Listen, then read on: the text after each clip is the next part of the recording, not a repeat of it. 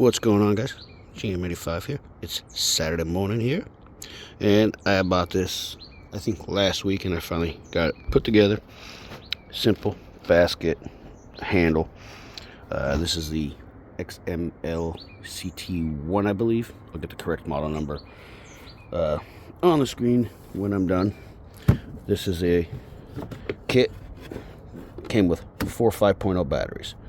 Fortunately, this model does not have the slot for all 4 batteries or the functionality to switch from this bank to the secondary bank, so gotta have the other batteries on the charger ready to go, unfortunately. So those two are fully charged right there. The other ones are fully charged on the charging dock at the moment here, guys. This is the key, so if this isn't in, the machine will not work. People think I'm crazy for buying a battery operated lawnmower as opposed to gas. Well, I live in California and we're pushing the gasless emissions, fun stuff and all that. One thing I didn't like is this handle design is really long.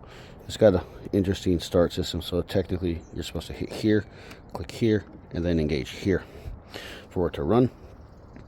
So I'm going to put this little mower to a pretty rigorous test right out of the box.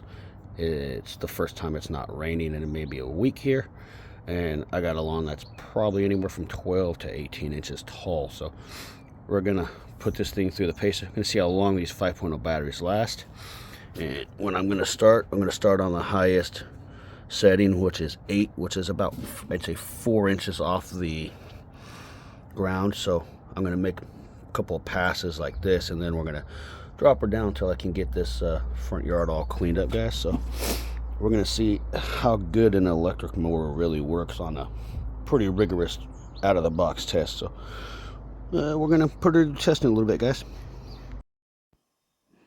All right, guys, so this is the lawn that I'm gonna cut. It's thick, wet, and not gonna be the easiest test for this cordless lawnmower to work on. I think there's assortment of different kinds of weeds and grass and all kinds of fun stuff. So this is all sped up footage. It's about 20 minutes of footage just sped up.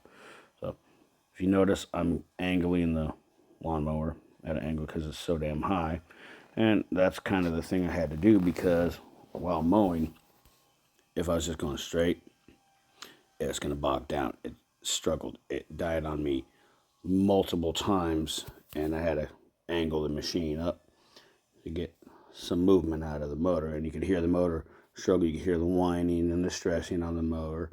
It doesn't have the same pickup as gasoline by any means.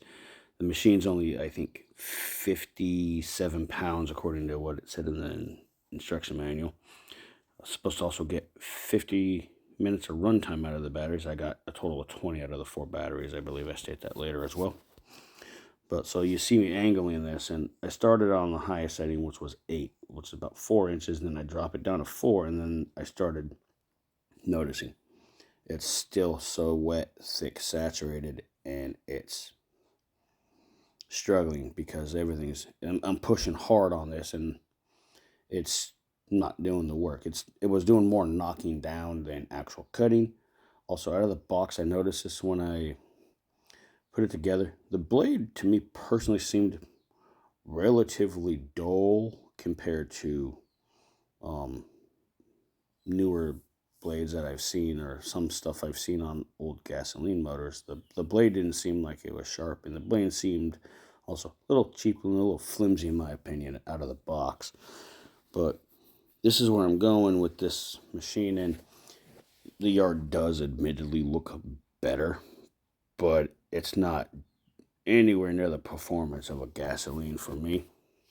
I've done the same kind of things where I'm angling a gasoline lawnmower like this, and it's doing better work than this. This thing struggled the entire time I was just trying to clean this up and, unscrew this little mess of a yard here, since it's been so unmaintained. But it did the work, but it didn't do it as well as I had hoped. And it's a little disappointing for the price point of this whole thing. It's about $500, I think, for everything, which isn't bad. Half the price is actually in the batteries and the charger. alone. The machine, I can't say it didn't work. It did work, but it's not a replacement for anything. Like right here, I'm checking the charge on the batteries, and I'm bringing them up here. You're gonna see it real quick and brief, I believe. So I think this is the first set of that was the first set of batteries, and I burned them out. And those batteries were hot to the touch, for sure. And I put the other set in, and it still did the same thing. Also, struggled when it comes to the struggling thing. I think some of it is the way the machine is picking up the trimmings into the basket. I think it was clogging on me relatively easy, but I think that's also associated with the wet trimmings as opposed to a normal dry trim setting where, you know, you're not pushing it as hard as this. So, I pushed this thing pretty hard straight out of the box right here, I think. I mean, I don't think it was meant to handle something of this nature out of the box. I think if you have a small yard, which this is a small yard here, I think it would work if you have a maintained yard. I don't think it was meant for this extreme thing here, but I would like to see how a commercial one would finish this job, because apparently the commercial grade stuff has high marks as well.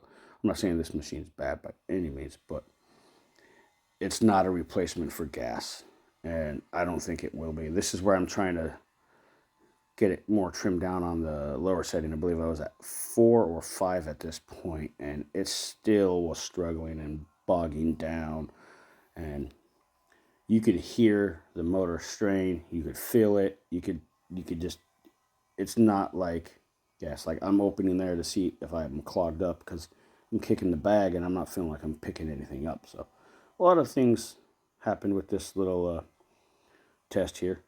I'm going to let the yard completely dry out in the next few days, and we're going to give it a few more passes and see if it operates in a much nicer condition under more ideal conditions, which these were not. And that is at the 3 bar mark, and I was still bogging down, and the motor was still dying on me, even with relatively full charged batteries here. So that's a little interesting there, guys. So I'm going to come up on this part here, final review. Alright guys, so I just got done using this for the very first time. This is the Makita 36-volt lawnmower. It's supposed to have 50-minute runtime with 5.0 batteries. I got 20 minutes out of it between 4 of them, but as stated, I was doing this under hard conditions of thick, wet grass and pushing this unit probably harder than I should have straight out the box. This is the last set. I dropped the level down to, I think, 6 and a little bit of 4, and then these guys gave up their time. I started at 8. These guys were the first 2 batteries in there, and they were working. If you pay attention, you can see how I'm angling the unit up so I can get more clearance, because I only had 4 inches of clearance, so I had to get somewhere. So I felt the machine, it did do its job, but it didn't do it as well as I hoped. It was doing more of the, we're knocking stuff down as opposed to cutting. Things I noticed is clogs easy, motor binds up and stops and stalls very easy, and the handle is just weird to get used to. It's not like a gasoline mower by any means, and it bogs down very quickly, very easily, especially with the thick stuff I was cutting, and it stalled the motor easily 6 times, I would say. And I'm like, okay, it doesn't seem to pick up as well as a gasoline mower, like as far as like the vacuum and suction is concerned. To me, is a good option to buy. Yes, if you have an incredibly small, well maintained yard, which mine wasn't at this point in time. But this is just a first impression. I'm going to let all of that stuff dry out, and we're going to give it a second go with this under some more normal operating conditions. I think part of it was struggling because A, height of all the grass was incredibly high. It was also very wet from the last week and a half of rain, and I was pushing it harder than need be, in my opinion. But overall, it's 500 bucks. Gasoline lawnmowers are roughly in the same price range, honestly. Bonus is I just got more Makita batteries now, really, and I got another option to do some yard maintenance. And so that's where I'm going with this.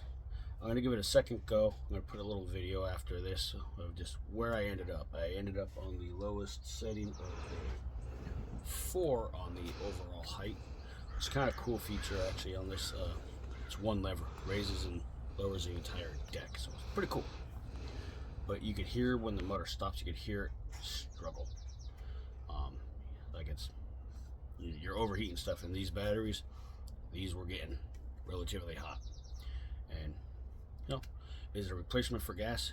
Personally, in my opinion, absolutely not.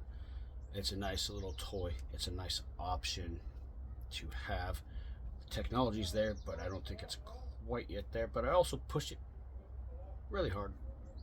But we're gonna see what it does on the second go around in a few days, if it stays nice and sunny like it is right now, guys. So this GM85 for talking about something I never thought I'd buy, which is a cordless lawnmower. Honestly, I think an electric lawnmower would do better than the cordless right now. I've seen those things for years, and they do work, but it's very close on this, though, guys. So, catch you guys later.